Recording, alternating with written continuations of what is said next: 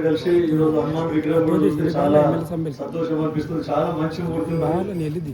అంబదాస్ మహారాజు కృప వలన భారీ ప్రోత్సాహం వలన ఈరోజు ఈ సప్త కార్యక్రమం చేపట్టడం జరుగుతూ ఉంది. ఎప్పుడు ఎల్లప్పుడూ పండుగపురం పోయినప్పుడు వారు దర్శనం చేసుకుంది నేను రాను.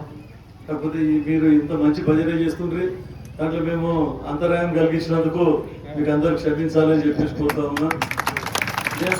నాకేమో షాళ్ళు గీళ్ళు పూలదండలు కప్పుకునేది నాకు షోకు ఇది డిస్టర్బ్ చేయకూడదని నేను నాకు, కానీ వాళ్ళందరూ నాకు నేను కానీ నువ్వు కానీ నేనే షాళ్ళు కప్పుతున్నారు.